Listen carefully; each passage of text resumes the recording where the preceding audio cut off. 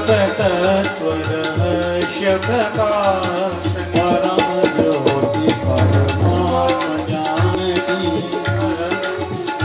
परम भक्ति विज्ञान ठान की। भागवत महापुराण के और किशोर जी महारानी के जय जय श्री राधे। भागवत महात्मा प्रथम श्लोक है, सच्चिदानंद रूपाय विश्वोत्पत्ति आधेते तापत्र विनाशा श्री कृष्णाय वयम नमः। भगवान तो कौन है जी? सत्य है, चित्त है, आनंद स्वरूप है। तीन रूप है परमात्मा का, सत्य है, चित्त है, आनंद स्वरूप है। उन सत्यानंद स्वरूप जो विश्व को उत्पन्न करते हैं, पालन करते हैं, संहार करते हैं। आप इस व्यास जी के मुख से कथा का श्रवण करें, इसका मनन करें। जो कथा श्रवण करें, मनन करना चाहिए। अब मनन करेंगे तो भगवान किशोर जी आपको रति मति गति देंगे। इस शुभकामना के साथ मैं अपने वचन को विराम देता हूँ। जय श्री किशोर जी। और किशोरी जी की ओर से आप लोग को धन्यवाद देते हैं। जय श्री सीताराम महाराज। गुरु ब्रह्मा गुरुर्विष्णु गुरुर्देवो महेश्वरः गुरुर्साक्षात् परं ब्रह्म तस्मै श्री गुरुवे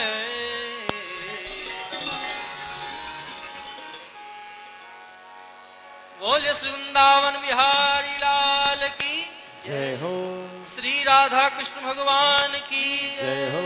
श्री सीताराम जी महाराज की जय। श्रीमद्भागवत महापुराण की जय हो। श्रीमद्भागवत महापुराण की जय हो। श्री जनकपुर धाम की जय हो। श्री जानकी महारानी की जय हो। सब संत भगवान की श्री महाराज जी की श्री सद्गुरु भगवान की जय जय श्री सीताराम जय जय श्री राधे जय जय श्री राधे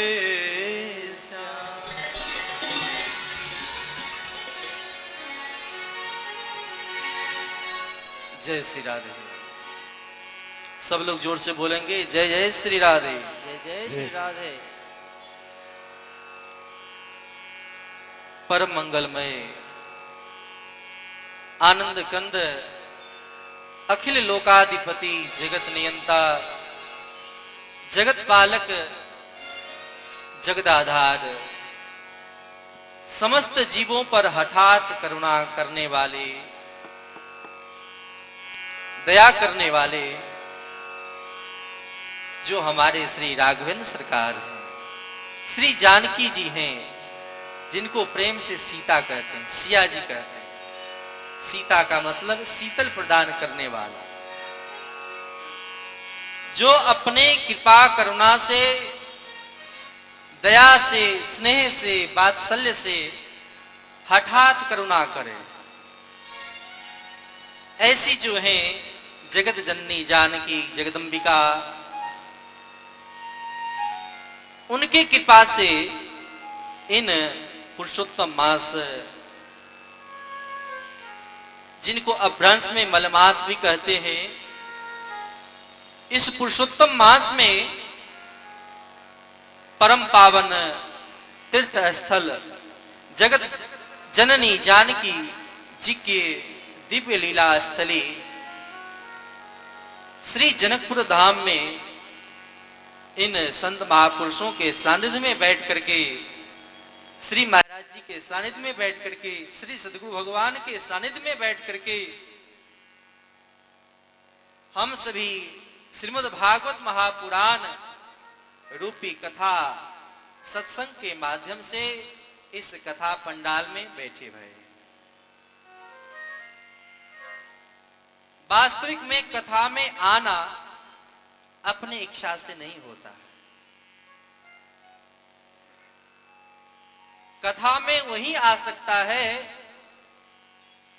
जिनको भगवान चाहते हैं। सिलेक्ट तो भगवान ही करते हैं, हम लोग तो सिर्फ इलेक्ट करते हैं।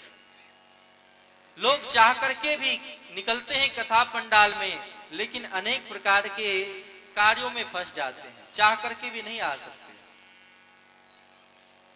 भगवान जिनको सिलेक्ट करते हैं कि तुम जा सकते हो, तुम जा सकते हो, वही आदमी इस कथा में पंडाल में आ सकते हैं। और आकर के भी अगर भगवान न चाहें तो यहाँ भले ही आप शरीर से बैठे हो, लेकिन आपका मन तो संसार के अनेक कार्यों में ही लगा रहेगा, मन तो कहीं और ही होगी। जो कथा का मूल भाव है, जो लक्ष्य है, उसको हम लोग नहीं समझ पाए। जो रघुवीर अनुग्रह किन्हा, भगवान कृपा करते हैं तब संतों का दर्शन होता है, कथाओं की सानिध्यता प्राप्त होती है। जिन कथा के माध्यम से इस कथा पंडाल में हम बैठे हैं, उस कथा का नाम क्या है? श्रीमद् भागवत महापुराण। और भागवत जी क्या चीज है? तेने यम वांगमयी मूर्ति प्रत्यक्षा वर्तते हरि। भागवत और कुछ नहीं है, भागवत सिर्फ पुस्तक ही नहीं है, ग्रंथ ही नहीं है। भागवत तो साक्षात भगवान के वांगमय स्वरूप है, साक्षात वांगमय स्वरूप। दूसरा अर्थ यह भी होता है भागवत का मतलब भक्त। अन्य जितनी भी कथाएं हैं वह कथा तो भगवत पुराण हो सकता है, भागवत नहीं। यह तो भागवत महापुराण। भगवान अपने भक्तों के लिए किस प्रकार उत्कंठित रहते हैं, मिलने के लिए, उनके चर्चा को करने के लिए कैसे कैसे ललायित रहते हैं, यही तो इन कथाओं के माध्यम से हम समझ पाते हैं, सुन पाते हैं। लीला स्थल का विशेष प्रभाव पड़ता है। कितने हम लोग बड़भागी हैं। बड़े भाग्य मानुष तनु पावा, बड़े भाग्य मानुष तन पावा, बड़े भाग्य मानुष तनु पावा, बड़े भाग्य मानुष तन पावा, सुर दुर्लभ सद ग्रंथ ही गावा, सुर दुर्लभ सत्संग गावा। यह मनुष्य का शरीर भी बड़ा ही दुर्लभ है। शरीर ही सबको नहीं मिल पाता है। अरे अन्य योनियां तो प्राप्त हो जाएगी, लेकिन मनुष्य का शरीर नहीं मिलेगा। यह इसलिए हम कह रहे हैं क्योंकि कथा कहाँ हो रही है? तो नेपाल में। नेपाल किनके नाम पर पड़ा है? श्री निमिजी महाराज के नाम पर।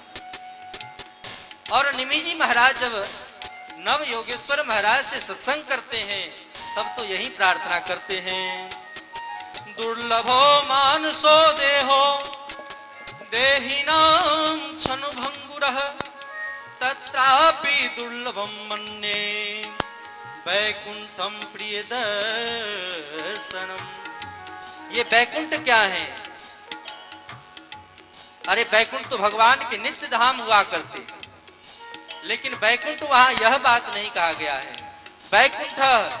वैकुंठ जहां कुंठा रहित है, कुंठ से लोग रहित हो, यानी कि ये संत लोग, इन भक्तों की सानिध्यता जिनको प्राप्त हो जाए, मानो वही कुंठा से रहित हो गया।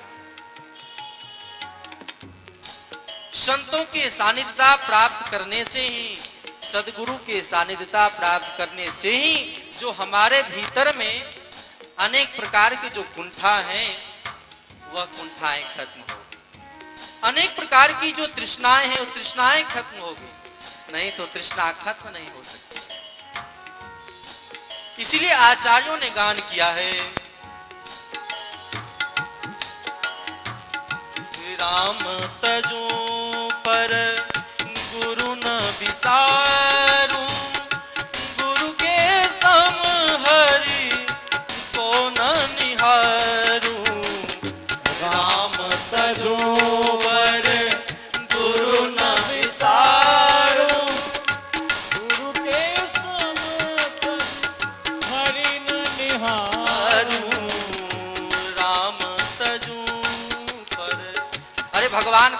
त्याग कर दो, कोई दिक्कत नहीं, भगवान तो फिर भी मिल जाए। यह श्रीमद् भागवत महापुराण का आदेश। लोग जितनी कथाएं सुनते हैं उनमें भगवान की प्रधानता है, लेकिन श्रीमद् भागवत महापुराण में तो भक्तों की प्रधानता है। अरे संतों के सानिध्य में बैठे रहो। हमारे गुरुदेव सुनाते थे, समुझ सजनी आशिक हुई रहना, आशिक बनना चाहिए। जब संतों का संग प्राप्त हो जाए, सदगुरु का सानिध्य प्राप्त हो जाए, तो आपको कुछ करने की आवश्यकता नहीं है, नहीं तो कौन से साधन आप करेंगे। संसार में इतने साधनों के बारे में कहा गया है, लोग करते करते, समझते समझते, सुनते सुनते, करते करते पागल हो जाता है, लेकिन मूल लक्ष्य को, जो मूल कर्तव्य है, उसको नहीं समझ पाता। तो निमिजी महाराज नव योगेश्वर महाराज से कहते हैं, प्रभो दुर्लभो मानसो देहो देहि नाम क्षण भंगुरः। यह शरीर क्षण भंगुर है। अरे प्रभो, और कुछ तो दुर्लभ नहीं है, भगवान तो मिल जाएंगे। भगवान क्या करते हैं? अनुग्रह करते हैं। अनुग्रह करने से क्या होगी? तो संतों का संग करवा देते हैं, संत से मिलवा देते हैं, गुरुजन से मिलवा देते हैं। और जैसे ही गुरुजन से मिलवाते हैं, गुरुदेव ठाकुर को पहचान करवा देते हैं कि यही तो भगवान है, अभी तक आप नहीं पहचान रहे। श्री चित्रकूट धाम में श्री तुलसीदास जी महाराज चंदन घिस रहे हैं। श्री राघवेंद्र सरकार लखनलाल जी आए हैं, चंदन उठाए, लेकिन श्री तुलसीदास जी महाराज नहीं पहचान पाए। यह पहचान तो श्री सदगुरु भगवान ही करा दे सकते।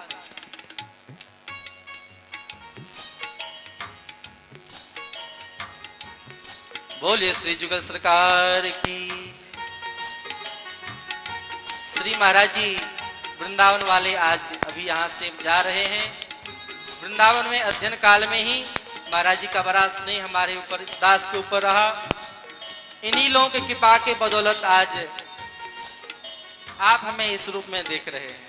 बोलिए श्री महाराज जी की जय, श्री वृंदावन धाम की जय। सिया राम जय, जय सिया राम, जय सिया राम जय, जय सिया राम, जय सिया राम जय, जय सिया राम, जय सिया राम जय, जय सिया राम, जय सिया राम जय, जय सिया राम, जय सिया राम जय, जय सिया राम, जय सिया राम जय, जय सिया राम, जय सिया राम जय, जय सिया राम, जय सिया राम जय, जय सिया राम, जय सिया राम जय, जय सिया राम, जय सिया राम जय,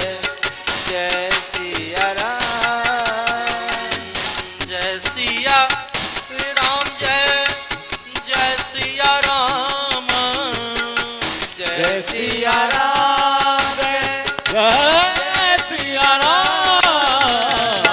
जय सिया राम जय, जय सिया राम, जय सिया राम जय, सिया राम, जय सिया राम जय, जय सिया राम,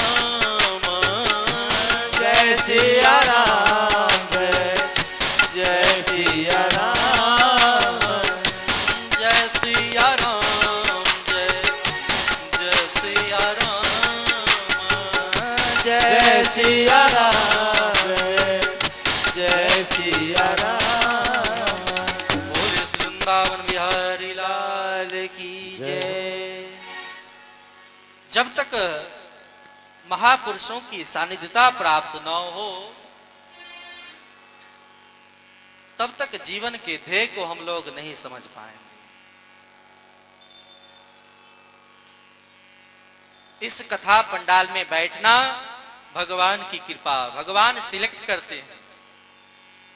हम लोग तो इलेक्ट करते हैं, बहुतों मिल करके एक को चुनाव करते हैं, उसको इलेक्ट कहते हैं, और बहुतों में से एक को जो चुनते हैं उनको सिलेक्ट कहते हैं।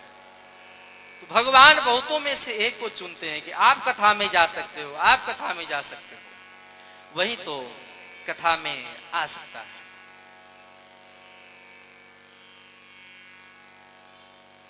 उनमें भी इन श्री जनकपुर धाम में, जैसा कि श्री महाराज जी से हम लोगों ने श्रवण किया, संतों के माध्यम से हम लोगों ने यही श्रवण किया, कथा में आना चाहिए, कथा सुननी चाहिए। यहां बैठे हैं, कितने सौभाग्यशाली हैं। कथाएं तो यहां बराबर हुआ करती है, होते ही रहते हैं, सब लोग सुनते ही रहते हैं। लेकिन पुरुषोत्तम मास में आज महाराज जी कह रहे थे जो पुरुषोत्तम मास पर भी जोर देने की, यह पुरुषोत्तम मास किनके लिए प्रकट हुआ, विचार करें। पुरुषोत्तम मास भगवान ने अपने भक्तों के लिए ही बनाया है, श्री प्रहलाद जी के लिए। नहीं तो भगवान को और अन्य महीना, अन्य मास बनाने की कोई आवश्यकता नहीं थी। 12 महीने होते हैं, 12 राशियां होती हैं, 12 सूर्य की किरणें होते हैं, 12 आदित्य होते हैं, फिर यह 13 महीना क्यों बना, जिसको मलेमास बोलते हैं। जब ब्रह्मा जी ने हिरण्यकश्यप को आशीर्वाद दिया कि जाओ आप किसी महीनों में नहीं मरोगे, जो आज 12 महीने हैं, क्योंकि उसका वरदान मांगने का इच्छा इसी प्रकार का था कि हम आपके द्वारा बनाए गए किसी महीनों में ना मरें, दिन में ना मरें, रात में ना मरें। तो भक्तों के रक्षा के लिए भगवान ने 13वां महीना यानी पुरुषोत्तम मास, मलमास का निर्माण किया और हिरण्यकश्यप का वध किया। लेकिन वध करने के बाद इन मास की तो कोई इच्छा तो नहीं थी। लोग सोचते थे कि नहीं यह मलमास है, भगवान ने राक्षस का वध करने के लिए इन महीनों का निर्माण किया है, तो मैं इस महीनों में कोई भी सत्कर्म नहीं करूंगा, सत्कार्य नहीं करूंगा, धर्म नहीं करूंगा। जब कोई इस महीनों में, जिसको मलमास बोलते हैं, मल यानी गंदा मास का महीना, तो गंदा महीना है, इस महीनों में मैं कोई भी साधन ना करूं, भजन ना करूं। रोने लगा कि इससे तो अच्छा है कि मैं जाकर के आत्महत्या कर लूं। रोने लगा, रोते रोते ब्रह्मा जी महाराज के पास गए, बोले प्रभु इन महीनों का निर्माण करा करके आपने ठीक नहीं किया, इसलिए मैं आत्महत्या कर लूंगा। ब्रह्मा जी समझाते हैं कि नहीं नहीं, अरे भगवान ने अगर तुम्हारा सृष्टि किया है तो कोई न कोई कारण तो होगा, राज तो जरूर होगा, इसलिए चलो हम तुम्हें भगवान श्री हरि के पास ले चलते हैं। हरि के पास गए, भगवान श्री हरि ने कहा तुम इस प्रकार डरो मत, चिंतित ना हो, चलो हम लोग गोलोक चलते हैं। वहां से भगवान विष्णु, ब्रह्मा जी, शंकर जी, श्री नारद जी महाराज सब मिलकर के भगवान गोलोक बिहारी श्री श्याम सुंदर के पास जाकर के निवेदन करते हैं कि सरकार आपने जो हमारा निर्माण करवाया है, इस संसार में हमारा जन्म लेना सार्थक नहीं है, क्योंकि इन शरीर के द्वारा, इन मासों के द्वारा अगर आपके चरण कमल की सेवा ना हो, आपके सुंदर कार्य न हो, तो व्यर्थ है इस शरीर का धारण करना। अगर मनुष्य के शरीर को प्राप्त करके अगर हम भगवान का भजन नहीं करते हैं, भक्ति नहीं करते हैं, उनकी कथा को श्रवण नहीं करते हैं, तो व्यर्थ है इस शरीर का धारण करना। जिस कार्य के लिए मिला है उस वस्तु का उसी कार्य में लगाना चाहिए। जब बाल लीला हम लोग श्रवण करेंगे तो उसमें देखेंगे कि दूध पिला रही हैं यशोदा मैया कान्हा को, और इतने में किन्हीं के द्वारा खबर आता है कि दूध उबल रहा है, नीचे गिरने को तैयार है। दूध क्यों नीचे गिर रहा है, आग में क्यों दूध जल रहा है? इस पर श्री बल्लभाचार्य जी महाराज कहते हैं कि दूध इसलिए आग में जल रहा है कि श्याम सुंदर अगर भरपेट अपने माँ के दूध को ही पी लेंगे तो इस दूध को रख करके क्या किया जाए, यह दूध हम किस काम के, इसलिए भगवान अगर हमको स्वीकार न करें इससे तो अच्छा है आग में जल करके मर जाना, अपने प्राण का त्याग कर देना। अगर इन शरीर के द्वारा अगर हम भगवान का भजन नहीं करते हैं तो व्यर्थ है इस मानव का शरीर को प्राप्त करना। दीपक का लौ देखेंगे हमेशा ऊपर की ओर होगा, जल कितने भी आप ऊपर फेंको जल नीचे की ओर होगी। जल है, जल नीचे की ओर क्यों होगा? क्योंकि उनका अस्तित्व मूल संग्रह, मूल उनका घर नीचे की ओर है। दीपक का मूल अस्तित्व ऊपर की ओर है। उसी प्रकार यह जीव जो है इनका मूल लक्ष्य क्या है, मूल कर्तव्य क्या है? मूल लक्ष्य, मूल कर्तव्य है भगवान को प्राप्त करना। ईश्वर अंश जीव अविनाशी, ईश्वर अंश जीव अविनाशी, ईश्वर अंश जीव अविनाशी, ईश्वर अंश जीव अविनाशी, चेतन अमल सहज सुख राशि, चेतन अमल सहज सुख राशि, ईश्वर अंश जीव अविनाशी, ईश्वर अंश जीव अविनाशी। ईश्वर के हम अंश हैं, अविनाशी हैं। उन तत्व को हम लोग भोग चुके, इसीलिए अनेक प्रकार के दुख से भटक रहे। अरे संसार का नाम ही है दुखालयम शाश्वतम, यह संसार दुख का घर है। लेकिन इस संसार में हम सुख को खोजते हैं। सुख कहां से मिलने वाला है? भोजनालय में जाकर के आप भोजन खोजेंगे तो ही मिलेगा। पुस्तकालय में जाकर के अगर पुस्तक को खोजें तो पुस्तक मिलेगा। लेकिन हम लोग उल्टा खोजते हैं।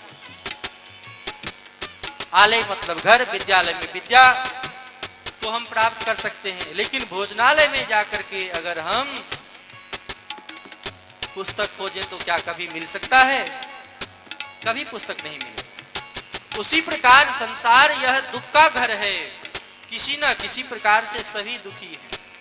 कोई धनहीना, कोई पुत्रहीना, कोई आदि व्याधि समाकुला, अनेक प्रकार के दुख से दुखी है। कुछ देर के लिए गर्मी लगी, पंखा चलने लगा तो कहते हैं सुख मिला। अरे सुख कहाँ मिला? इसमें सुख कहाँ है? फिर तो बिजली को तो जाना ही है। अभी यहाँ लाइट का सेटिंग खूब ठीक ढंग से चल रहा है, लोड सेटिंग, प्राय बिजली का अभाव ही रहता है। सुख नहीं है संसार में, किसी न किसी प्रकार से सब दुखी हैं। यह दुख हमें क्यों मिल रहा है? ब्रह्मा जी महाराज यही बात स्तुति में कहते हैं दशम स्कंद में, तत्तेनुकंपाम सवीक्षमानो, तत्तेनुकंपाम सवीक्षमानो, पंचान एवाद कीर्तम विपाकम,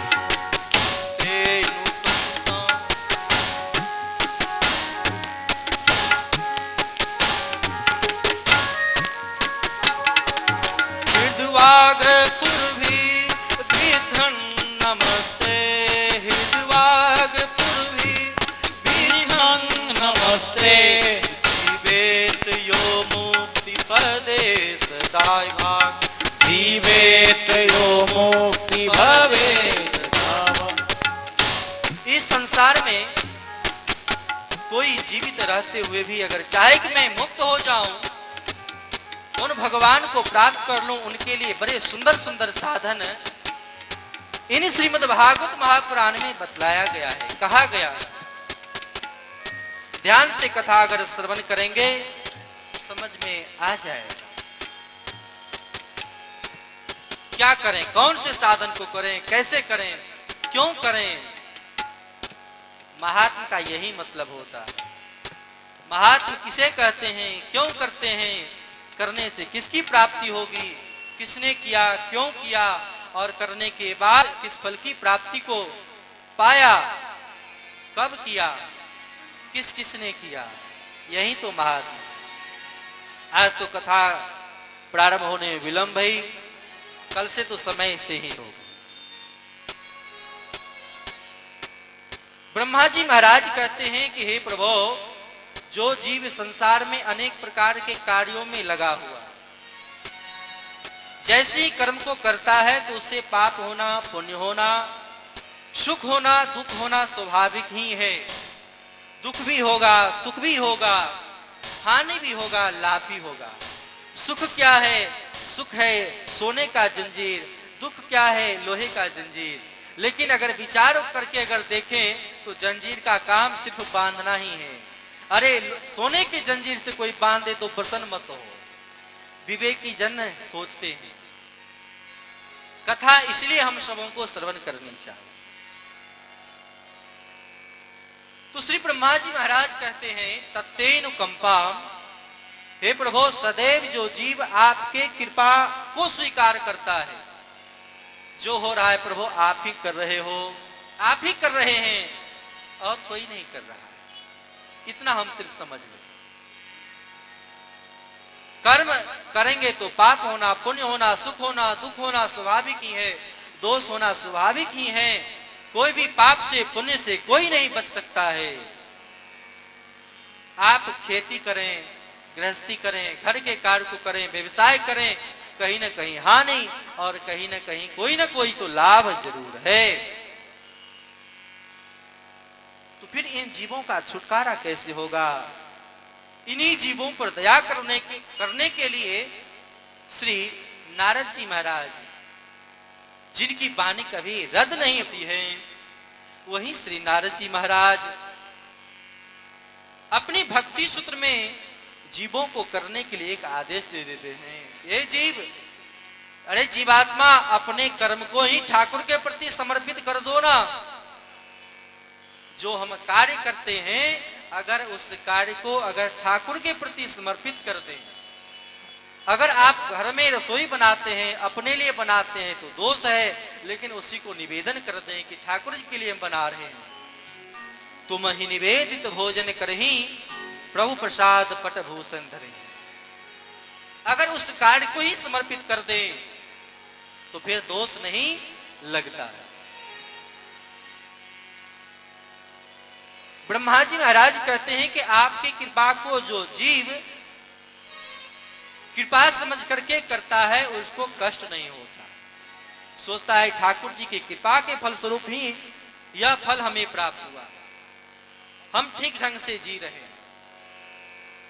तत्तेनुकंपाम सवेक्षमानो, हर समय देखो, ये नहीं कि जब सुख मिला तो कहते हैं कि यह तो हमारे पुरुषार्थ का फल है, इतना मेहनत करते हैं, दिन रात हम नौकरी करते हैं, मेहनत करते हैं, उसी के फलस्वरूप हमको प्राप्त हुआ है, ऐसा ना हो। और दुख मिले तो कहना चाहिए कि नहीं नहीं, ये तो हमारे भाग्य में लिखा था। नहीं, यह नहीं होता। हम लोग तो हर समय कपट करते हैं, कपट का आश्रय लेते हैं, सुख खोजते हैं वस्तु में। अरे भगवान से भी मांगते हैं तो क्षणभंगुर सुख मांगते हैं। लक्ष्य क्या है, उद्देश्य क्या है, उद्देश्य ही समझ में नहीं आता। हम क्षणभंगुर सुख खोजते हैं कि हमेशा के लिए सुख खोजते हैं, हमेशा के लिए लाभ खोजते हैं कि हमेशा के लिए हानि खोजते हैं, क्षणभंगुर खोजते हैं। इस पर भी तो कभी विचार करना चाहिए। आंख बंद करके चल रहे हैं, ऐसा ना हो। तो उनकी कृपा को जो जीव सदैव स्वीकार करता है, हे प्रभु, वह आपका बड़ा प्रेमी भक्त होता है। हर समय सभिक्ष मानो, और क्या करे तो भुंजान एवात्म एव कृतम विपाकम। अरे जो हमारे ऊपर जो कुछ कष्ट हो रहा है, तो यह सोचना चाहिए कि यह तो मेरे किए हुए कर्म का फल है। लोग कर्म करते समय नहीं सोचते हैं कि किसका फल हमें मिल रहा है, सोचते हैं कि यह तो हमारे भाग का फल है। ऐसा नहीं कि हमने जो कर्म किया उसी कर्म का फल है, उसको स्वीकार करे। कृतम विपाकम, और क्या करे तो हृदवाग पूर्वी, हृदय से वाग वाणी से, हृदवाग पूर्वी वाणी से, मस्तिष्क से, ज्ञान के द्वारा, विवेक के द्वारा, हृदवाग पूर्वी विद्धं नमस्ते, अपने मस्तिष्क को भगवान के सामने समर्पित कर दे। विद्धं नमस्ते, नमस्कार करे भगवान के चरण कमल में। यही भागवत धर्म का सार तत्व है। परम पूज्य श्री डोंगरे जी महाराज से किन्हीं संतों ने यही पूछा था कि भागवत के सबसे सुंदर श्लोक के बारे में कहिए, आपको सबसे सुंदर श्लोक कौन सा लगता है? तभी श्री डोंगरे जी महाराज ने यही श्लोक के बारे में कहा था, तत्तेन कंपाम सुसभिक्ष मानो भुंजान एवात्म एव कृतम विपाकम हृदवाग पुरभिर्विद्धं नमस्ते जीवेत यो मुक्ति पदे सदाय भाग। मानो वह संसार में जीवित रहते हुए भी मुक्त हो गया है, मुक्ति को प्राप्त हो जाता है, जो अपने कर्म को, अपने मन को, अपने वाणी को, अपने शरीर को, सर्वेंद्रियों को भगवान के चरण कमल में समर्पित कर दे। यही बात तो हमारे श्री राघवेंद्र सरकार भी कहते हैं, सबके ममता ताग बटोरी, सबके ममता ताग बटोरी, सबके ममता ताग बटोरी, सबके ममता ताग बटोरी, मम परम नहीं बांधी बधी डोरी, मम परम नहीं बांधव डोरी, सबके ममता ताग बटोरी, सबके ममता ताग बटोरी। ये क्यों कहते हैं? हम लोग व्यवहार में अगर घटा करके देखें तो विचार करिए, हमको कपट पसंद नहीं आता। हम सोचते हैं कि सामने वाला जो भी आए हमसे कपट ना करे, लेकिन हम कपट करें, ये कहाँ का न्याय है? हम चाहते हैं कि सामने वाला निर्मल हो, निर्मल बुद्धि वाला हो, और हम कपट ले करके, कपट युक्त हो करके हम उनका साथ में उनसे बातचीत करें। कभी क्या हो सकता है, कभी भी किन्हीं को भी कपट पसंद नहीं। निर्मल मन जन सो मोहि पावा, निर्मल मन जन सो मोहि पावा, मोहि कपट छल छिद्र न भावा, मोहि कपट छल छिद्र न भावा, निर्मल मन जन सो मोहि पावा, निर्मल मन जन सो मोहि पावा। भगवान निर्मल जो जीव है उसको ही स्वीकार करें। जब बालक छोटा होता है, किसी भी पशु पक्षी, किसी भी जानवर या मनुष्य का हो, जब तक छोटा है तब तक सबको प्यारा लगता है, लेकिन जैसे उसके भीतर में कपट का समावेश होने लगता है, कपट का समावेश होने से वह सबका प्रिय नहीं रह पाता।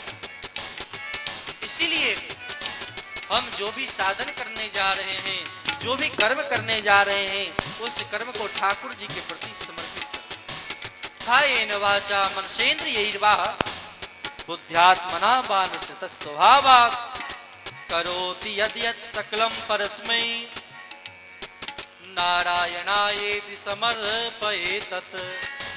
उन्हीं को समर्पित कर दे। यही तो भागवत धर्म है, भागवत की कथा का यही तात्पर्य। नारद जी महाराज बड़े दयालु, भगवान से प्रार्थना करते हैं, प्रभु यह जो मलमास है बड़ा दुखी है, इसके लिए आप कोई उपाय को करिए। भगवान ने मलमास से पूछा, मलमास तुम रोते क्यों हो, सोचते क्यों हो? अभी तक तुम दुखी इसलिए थे क्योंकि तुमने अभी तक हमारा शरण ग्रहण नहीं किया। अरे हम संतों की पूजा क्यों करते हैं, भक्तों की पूजा क्यों करते हैं, हमें उनमें क्या अंतर? कोई अंतर नहीं। अगर कोई अंतर नहीं तो उनकी पूजा क्यों करते हैं? भगवान से भी ऊपर उनको क्यों रखते हैं? अरे जो भगवान का चिंतन करे, ब्रह्मविद ब्रह्मई भवति, उनका चिंतन करते करते उन्हीं के जैसा हो जाता है, उन्हीं के समान हो जाता है। इसलिए भगवान से भी श्रेष्ठ उनको हम कहते हैं। जो परम पुरुष परमात्मा हैं, जिनको हमको जानना चाहिए, उनके भक्ति को हम नहीं कर पाते हैं। लेकिन उनका दिग्दर्शन कराने वाला कौन है?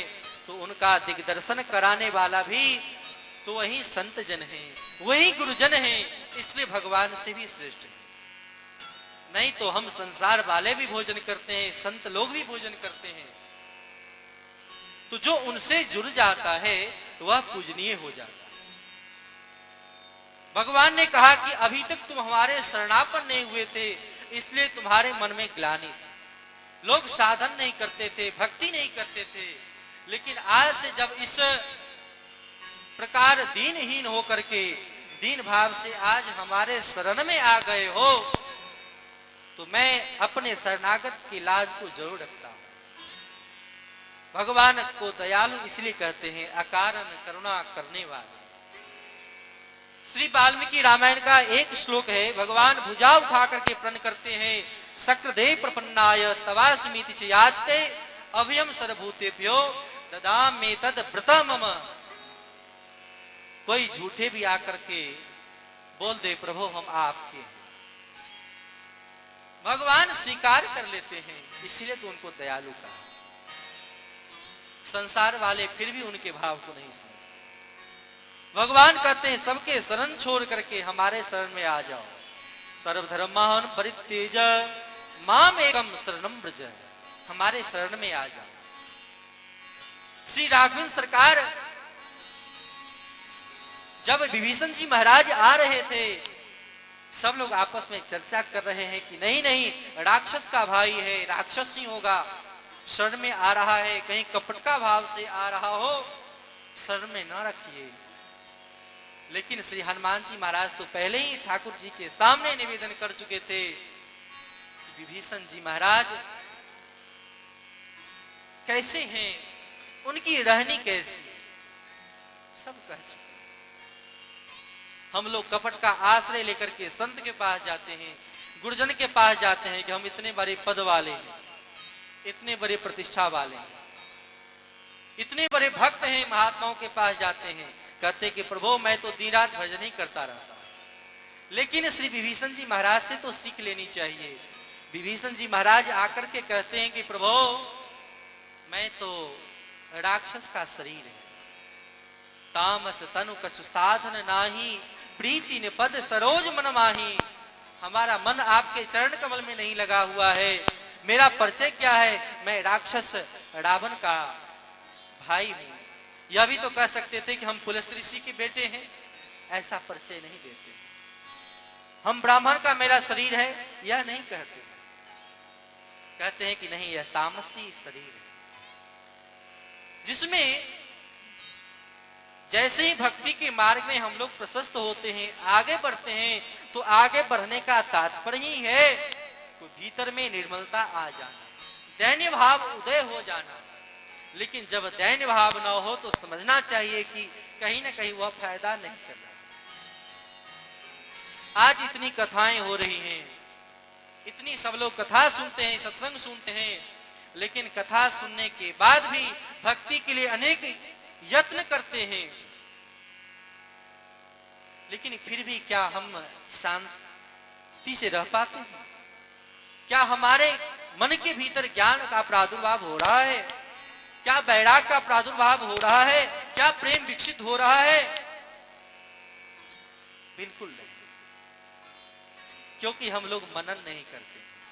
अरे भक्ति महारानी कब प्रसन्न होंगी? जब उनके ज्ञान वैराग्य नाम के पुत्र भी युवा हो जाए।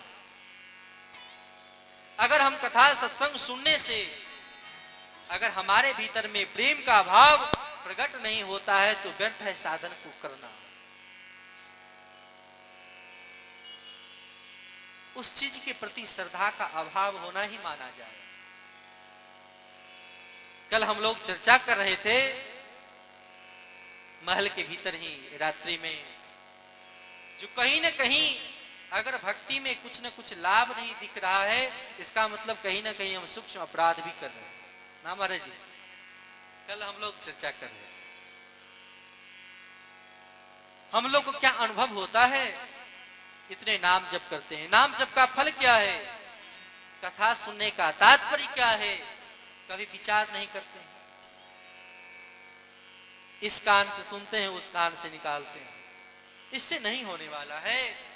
हम कथा को सुने और सुनने के बाद मनन भी करें, चिंतन भी करें। कोई भी अगर हम कार्य करते हैं तो कार्य का फल है, जो भी हम कार्य करते हैं, अगर सेवा करते हैं तो सेवा करने में और भी प्रेम का प्रादुर्भाव होना और उस कार्य को करने में और मन का लगना। आप नाम जप कर रहे हैं तो नाम जप का फल है कि और भी नाम जप करने की इच्छा को होना, और भी जप करने की दिन प्रतिदिन उत्तरोत्तर प्रेम का प्रादुर्भाव होता जाए और हम उस साधन को करते जाए। तब समझना चाहिए कि कहीं ना कहीं हमारा प्रमोशन है, नहीं तो कहीं ना कहीं सूक्ष्म अपराध करके हम उन साधन से अलग हो जाते हैं। मूल चीज नहीं समझ पाते। ये सब कब हो सकता है? जब हम दिन प्रतिदिन कथा सुनते जाएं। सताम प्रसंगान मम वीर्य संविदो भवंत हृत कर्ण रसायना कथा तजोषणादास पवर्ग वर्तमनि सर्धारति भक्ति अनुक्रमस्यति।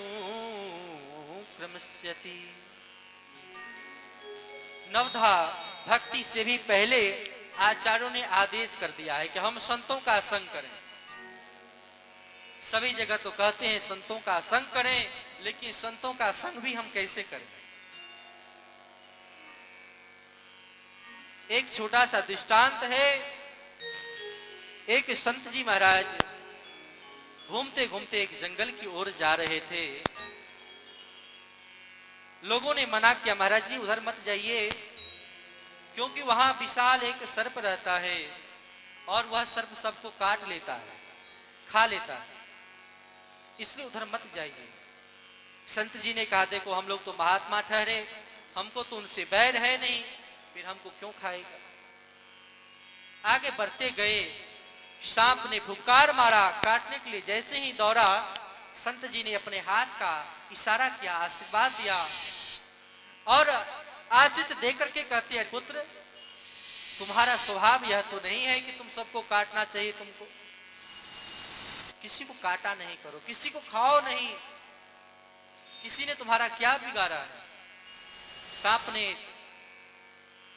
संत जी के चरण में आकर के झुक गया और प्रार्थना को किया, प्रभु आपने आज हमारा आंख को खोल दिया, आज से हम किसी को खाएंगे नहीं, लेकिन प्रभु यह तो बतलाइए कि लोग आते हैं और हम कुछ नहीं बोलते तो हमारा छेड़छाड़ करने लगते हैं, पत्थर फेंकने लगते हैं, कुछ करते हैं। संत जी ने कहा, देखो अगर कोई आता है कुछ कहता है तो फुफकार छोड़ा करो। फुफकार तो छोड़ सकते हो, लोग भाग जाएंगे, काटना नहीं।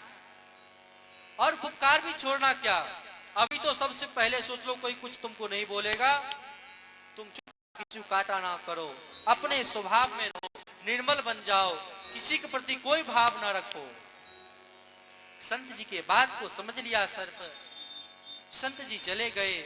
अब तो गांव वाले सब आते, सांप को छू करके देखते, अरे सांप तो कुछ बोल नहीं रहा है, सांप तो दिन प्रतिदिन नाम जप कर रहा है, और नाम जप जैसे जैसे कर रहा है उसके भीतर में प्रेम का प्रादुर्भाव होते जा रहा है। लोगों ने देखा कि सांप तो कुछ कह नहीं रहा है, छू करके देखा, जब छूने से भी सांप कुछ नहीं कहा तो सांप को एक पेड़ के डाल से लटका दिया, टांग दिया, और टांग करके उसमें बैठ करके सब झूला झूलने लगे। कोई आता पत्थर से मारता तो भी सांप कुछ नहीं कहता, कोई आता झूला झूलता, कोई पत्थर से मारता, कोई लकड़ी से मारता, देखने के लिए कि सांप कुछ नहीं कर रहा है। सांप गुरुदेव की वाणी को समझ रहे थे कि कुछ नहीं करना चाहिए, सब हमारे कर्म का ही तो फल है। कुछ ही दिन में सांप बहुत दुर्बल हो गया, निसहाय हो गया, और वहां एक वृक्ष के नीचे पड़ा। गुरुदेव आए अपने शिष्य से मिलने के लिए। अरे बेटा कहाँ हो, बेटा बेटा करते हुए आए, अपने शिष्य को नहीं देखते हैं। जब बहुत दूर खोजे तब देखते हैं कि अपने शिष्य को कराह रहा है, और ऐसी स्थिति में भी गुरुदेव के स्मरण को उन सर्प ने नहीं भूला था। सबके पास आए और उसके शीश पर हाथ रख करके पूछते, बेटा ये क्या कर लिया तूने, तुम्हारे ऊपर इस प्रकार का कष्ट, किसने तुम्हें इस प्रकार का कष्ट दिया है, ऐसा हाल तुम्हारा किसने बनाया है। तब सांप ने कहा, गुरुदेव यह सब आपके सत्संग का फल है, आपने जो सत्संग सुनाया था, किसी को कष्ट न दो। सभी आचार्य भाष्य करते हैं, गौड़िया संप्रदाय के आचार्यों ने गोविंद भाष्य लिखा है। उस ब्रह्म सूत्र का पहला सूत्र है अथातो ब्रह्म जिज्ञासा, वह ब्रह्म कौन है, और दूसरा सूत्र है जन्माद्यस्य यतः। श्रीमद् भागवत में जितने भी प्रमुख श्लोक हैं उनमें प्रायः ज से ही शुरू होता है, जय, क्योंकि जय भगवान के ही स्वरूप है ज। और जब गोपी गीत जब प्रारंभ होता है उसमें भी जयति तेधिकम जन्मना व्रजः श्रयत इंदिरा सस्व दत्रहि, जैसे ही शुरू है। मंगलाचरण तीन प्रकार से की जाती है, नमस्कारात्मक मंगलाचरण, आशीर्वादात्मक मंगलाचरण और वस्तु निर्देशात्मक मंगलाचरण। यहाँ तीनों मंगलाचरण का उपयोग भगवान श्री वेदव्यास जी महाराज कर रहे हैं। आइए सूक्ष्म रूप से इन श्लोकों के भाव को समझते हुए भागवत कथा संहिता में प्रवेश करेंगे।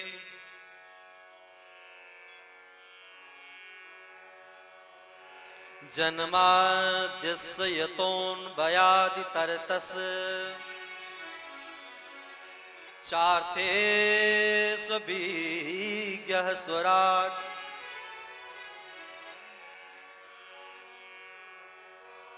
तेने ब्रह्म हृदय आदि कवये मुह्यन्ति यत् सूर्यः तेजो वारिमृदां यथा विनिमयो यत्र त्रिसर्गो मृषा धाम्ना स्वेन सदा निरस्तकुहकम् सत्यं परं धीमहि। अंत में कहते हैं कि मैं उन सत्य स्वरूप भगवान जो है उनके चरण कमल में वंदन करते हैं। वह सत्य स्वरूप भगवान कौन है? किसी विशिष्ट देवता का नाम नहीं है, इसलिए आचार्यों ने इस श्लोक के भाव में सैकड़ों श्लोकों की भावों की रचना को किया। अनेक देवी देवताओं के बरक इस श्लोक की व्याख्या किया। राम परक, कृष्ण परक, गणेश परक, शिव परक, अनेक परक इसकी व्याख्या है। लेकिन विचार करें कि श्रीमद् भागवत महापुराण में तो सत्य स्वरूप से भगवान श्री कृष्ण को ही कहा गया। व्यक्ति विशेष, स्थान विशेष का प्रभाव पड़ता ही है। तो श्रीमद् भागवत महापुराण में कहां कहां श्री कृष्ण स्वरूप से उनके महिमा के बारे में कहा गया है। यहां कहते हैं सत्यम परम धीमहि। जब भगवान का प्रादुर्भाव होने से पहले अनेक देवी देवता आते हैं तो आकर मंगलाचरण और स्तुति में कहते हैं सत्यव्रतम सत्य परम त्रिसत्यम सत्यस्य योनिनितम च सत्य सत्यव्रतम सत्य परम त्रिसत्यम सत्यस्य योनिनितम च सत्यम सत्यस्य सत्मेत नेत्रम सत्यात्मकम त्वाम शरणं प्रपन्नास सत्मेत नेत्रम सत्यात्मकं त्वां शरणं प्रपन्ना सत्यव्रतं सत्परं त्रिसत्यं सत्यस्य योनिनितं च सत्यं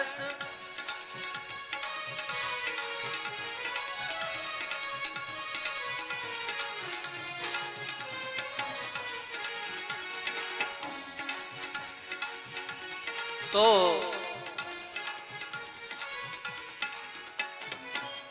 ऐसे जो सत्य स्वरूप भगवान है, सत्य की योनि है, एक सत्य नहीं, सत्यव्रतम सत्य परम त्रिसत्यम सत्यस्य योनि निहितम च सत्यम सत्यस्य सत्यमृत सत्य नेत्रम सत्यात्मकम त्वाम शरणं प्रपन्ना। मैं उन सत्य स्वरूप भगवान के शरण ग्रहण को करता हूं। और श्रीमद् भागवत महापुराण के अंत में कहते हैं तत्शुद्धम विमलम विशोकम मृतम तत्शुद्धम विमलम विशोकम मृतम सत्यम परम धीमहि। वह जो शोक से रहने वाले, अलग रहने वाले हैं, बड़े ही पवित्र हैं, विमल हैं और दूसरे के शोक को हरण करने वाले हैं, ऐसे हम सत्य स्वरूप भगवान के चरण कमल में वंदन करते हैं। इससे यह निर्णय होता है कि श्रीमद् भागवत महापुराण में सत्य स्वरूप से भगवान श्री कृष्ण के बारे में ही कहा गया। इसलिए कृष्ण परक भाव को ही हम श्रवण करें। जन्माद्यस्य, जो ऐसे भगवान हैं जन्म आदि विकार रहिता नाम, जन्म आदि के विकार से जो अलग हैं, जिनको जन्म मृत्यु के चक्कर में नहीं फंसना पड़ता है। मनुष्य का जन्म लेना अपने बस में नहीं है, परवश है, लेकिन भगवान तो निज इच्छा निर्मित तनु माया गुण गो पार। भगवान तो शिक्षा से प्रकट होते हैं, लीला को करते हैं। हम लोग स्ववश हैं, स्ववश नहीं है, भगवान स्ववश। तो जो जन्म आदि विकार से जो रहित हैं, जन्माद्यस्य यतोऽन्वयात्, फिर भी जन्म लेते हैं, यतः अन्वयात्, यतः जहां जन्म लेकर के इतरतः कहीं और चले गए। जन्म कहां लेते हैं? श्याम सुंदर मथुरा के कारागार में, और स्वेच्छा से अन्वयात अन्य जगह चले गए। क्यों चले गए? तो चार्थे स्वभिज्ञः स्वराट स्वेषु गोपेषु राजते इति स्वराटः। गो इंद्रिय प्रत्येक जीव के हृदय में जिस जीव का कल्याण कैसे हो, यह जो विचार करने वाले हैं, स्वेषु गोपेषु राजते, या यह कह सकते हैं जो गोपों के मध्य में रहते हैं, गौ का चारण करते हैं, ऐसे गोपेश गो गोपी नाम, गोपियों के मध्य में जो विराजमान होते हैं, ऐसे भगवान जो हैं स्वराट, जो स्वराट हैं, सहस्त्र शिखा पुरख सहस्त्राक्ष सहस्त्रपाद, जो ऐसे भगवान हैं, स्वराट हैं,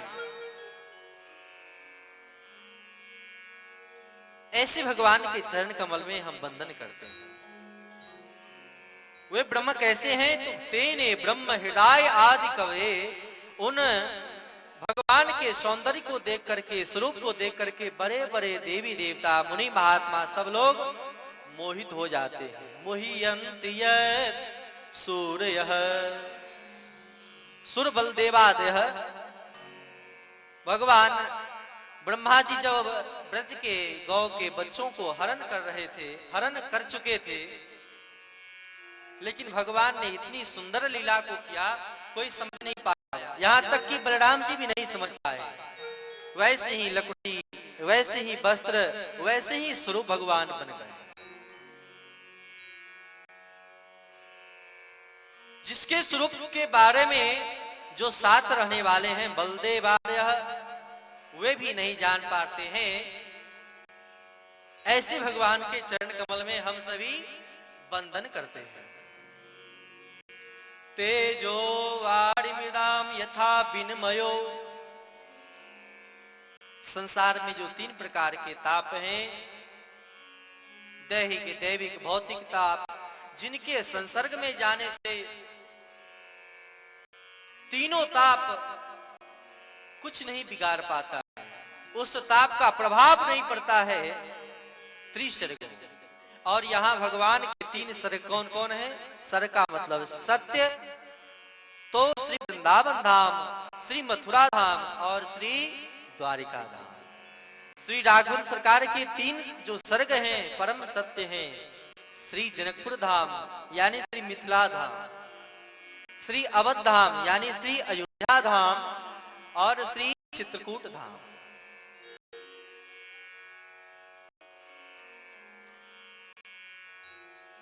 भगवान इन श्री जनकपुर धाम में आकर के, मिथिला धाम में आकर के आह्लादित होते हैं,